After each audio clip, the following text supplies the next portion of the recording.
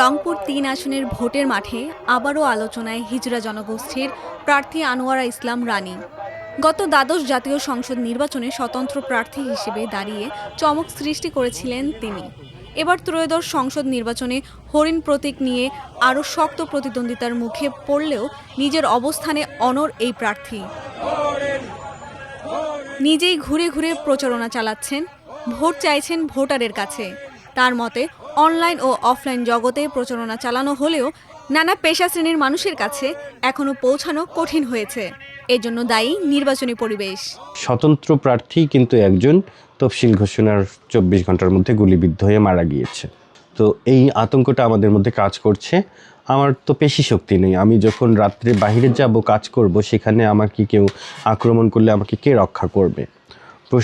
প্রশাসনের উপরেও আমরা যথেষ্ট আস্থা রাখতে পারছি না, কারণ প্রশাসন নিজেরাই যে নিরাপত্তাহীনতায় ভুগছে, তাদের অসহায়ত্ব আমি প্রত্যক্ষ দর্শন করেছি। তো সে অবস্থা চিন্তা করে আমি প্রশাসনের উপর আস্থা রাখতে পারি না, যার কারণে আমরা প্রত্যেকটা জায়গায় টাচ করতে পারিনি। তারপরেও আমরা অনলাইন ভিত্তিক আমরা যতটুকুন পেরেছি প্রচারণার কাজ চালিয়ে আমার মার্কাটা প্রচার করার চেষ্টা করেছি প্রত্যেকটা মানুষের কাছে।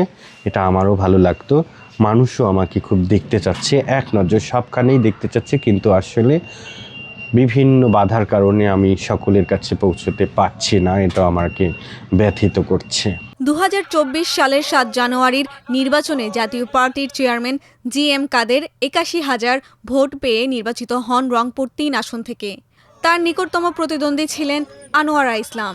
তিনি ঈগল প্রতীকে 23,000 ভোট পান। পিছিয়ে থাকা জনগোষ্ঠীর প্রতিনিধি হয়ে নির্বাচনে অংশ নেওয়ায় শুধু রংপুরেই নয়, দেশের নানা প্রান্ত থেকেও প্রশংসা পেয়েছিলেন তিনি। এবারের নির্বাচনে আনোয়ারা ইসলামকে লড়তে হচ্ছে 7 প্রার্থীর সঙ্গে। তাদের মধ্যে জাতীয় পার্টির GM কাদের, জামায়াতে ইসলামী ও 11 দলীয় জোটের মাহবুবুর রহমান এবং বিএনপির মহানগর সভাপতি শামসুজ্জামান সামু সহ একাধিক প্রার্থী রয়েছেন। তথ্য বলছে রংপুর সদর ও সিটি কর্পোরেশনের 10 থেকে 33 নম্বর ওয়ার্ড নিয়ে গঠিত রংপুর 3 আসনে ভোটার 5,08,240। এর মধ্যে পুরুষ 2,52,370, নারী 2,55,849 এবং হিজড়া ভোটার রয়েছেন 5 জন। যে মৌলিক অধিকারগুলো থেকে বঞ্চিত হয়ে আসছে দীর্ঘদিন ধরে, নিজের ভাই নিজের বোনদের কাছে পৈতৃক সম্পত্তি থেকে বঞ্চিত হয়ে আসছে, শিক্ষা, স্বাস্থ্য থেকে কর্মসংস্থান থেকে শুরু করে সব কিছু অধিকার থেকে বঞ্চিত হয়ে আসছে। আমি এদের মৌলিক অধিকারগুলো ফিরিয়ে আনতে চাই। এরপর আমি আমার রংপুরের বেকার ছেলে মেয়েরা আছে, তারা আমার কাছে চাকরির জন্য আবেদন করে, আমি আসলে চাকরি তাদের দিতে পারি না। এই বিষয়টাও আমাকে খুব কষ্ট দেয়। কর্মহীন ছেলে মেয়েদের তাদের মনের যন্ত্রণার কথাটা কেউ অনুভব করতে চায়ও না, কেউ বোঝেও না। পরিবারের কাছেও তারা বাধা, তারা পরিবারের কাছেও বোঝা, পরিবারের কাছে পকেট খরচ নিতেও তাদেরকে অনেক কষ্ট করতে হয়, অনেক ছোট হয়ে থাকতে হয়। তো আমি এই কর্মহীন ছেলে মেয়েদের কর্মসংস্থান নিয়ে বিশেষ নজর রাখতে চাই আমার রংপুর শহরের নূরপুরে জন্ম ও বেড়ে ওঠা আনোয়ারা ইসলামের। বাবা মোটর শ্রমিক, মা গৃহিণী।